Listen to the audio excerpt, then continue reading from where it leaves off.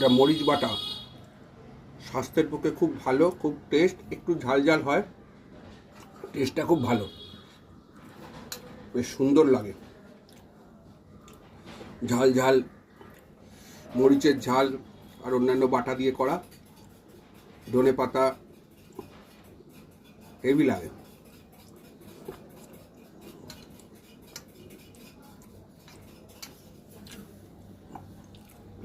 দেখো কি কি খাচ্ছো? মরিচ বাটা, আলু কপির তরকারি, চিংড়ি মাছ দেওয়া, এটা চিংড়ি মাছ, অমলেট, রুই মাছ, রুই মাছের ঝোল, মানে কোনো প্রোটিনই বাদ নেই। ভরপেটটা প্রোটিন দিয়েছি, ভরপুর প্রোটিনে, হাই প্রোটিন। হ্যাঁ সব রকম না, খেতে ভালো লাগে। এই মরিচ বাটাটা খুব ভালো। এতে ধনে পাতা নেই, এতে আছে কালো জিরে, পেঁয়াজ, রসুন আর তোমার কাঁচা লঙ্কা একসঙ্গে বেটে, মানে কালো জিরে, পেঁয়াজ, রসুন, কাঁচা লঙ্কা আর গোলমরিচ দু একটা দিই।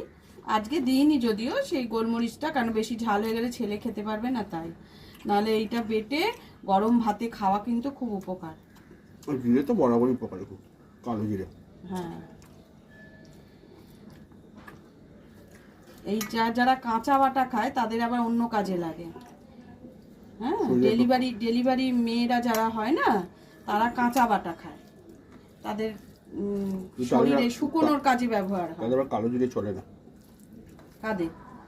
ল্যাকটেটিং মাদার, যারা বাচ্চাকে দুধ খাওয়ায় বা প্রেগন্যান্ট, না চলে। এটা যখন তোমার বেবি হওয়ার পর, নর্মাল ডেলিভারি যাদের হয় তাদের বেবি হওয়ার পর সেই মায়েদের এইটা খেতে দেয়া হয়। বাড়িতে আগেকার দিনের মায়েরা, ঠাকুমা দিদিমারা এই জিনিসটা দিতেন। এটা অনেক কাজে লাগে, ওই শুকোনোর কাজে। যে নাড়িটা তখন কাঁচা থাকে, তো এটা শুকোনোর কাজে ভীষণ সাহায্য করে। এটা কিন্তু অনেক গুণ।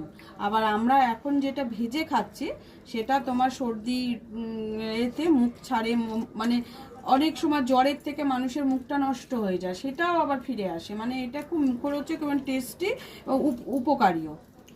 রসুন তো এমনি শরীরের জন্য ভালো, এবং সেটা তো খুব তেল দিয়ে আমি ভাজি না, যাতে শরীরের উপকার হয়।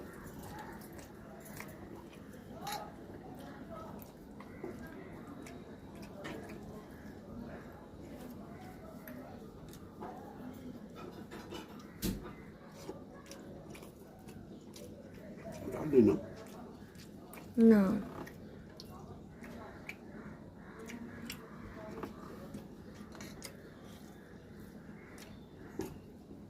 পাঁপড় তেল ছাড়া ভাজা যাবে এর উপরে।